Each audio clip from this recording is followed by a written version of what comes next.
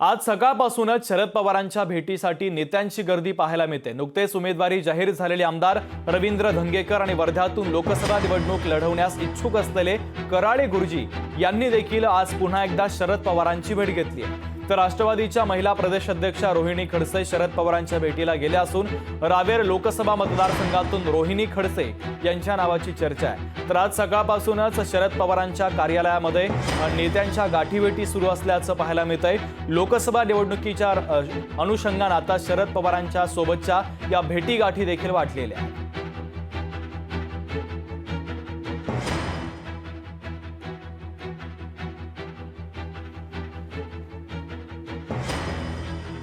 दरम्यान या संदर्भात रवींद्र धंगेकर यांच्यासोबत संवाद साधला आमचे प्रतिनिधी अमोल धर्माधिकारी यांनी। आपण पाहूया।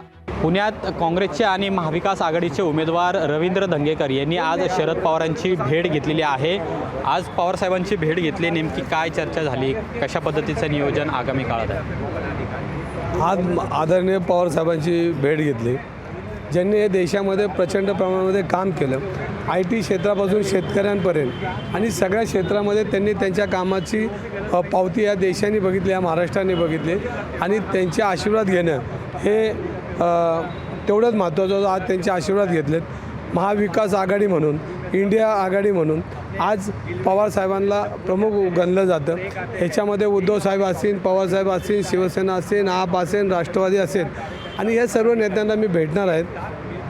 आज पवार साहेबांनी स्थायी विधानसभेमध्ये सभा घेणं असं आत्ता सांगितलं आणि जे काय पुण्याच्या राजकारणामध्ये जे काय लागणार आहे त्यांनी मार्गदर्शन केलं। 2 दिवसामध्ये आमची महाविकास आघाडीची बैठक होईल। त्या बैठकीमध्ये रूपरेषा ठरेल आणि या रूपरेषे झाल्यानंतर आमच्या प्रचाराला वेग येईल। आमच्याकडं लोकशाही आहे, त्यामुळे लोकशाहीमध्ये ही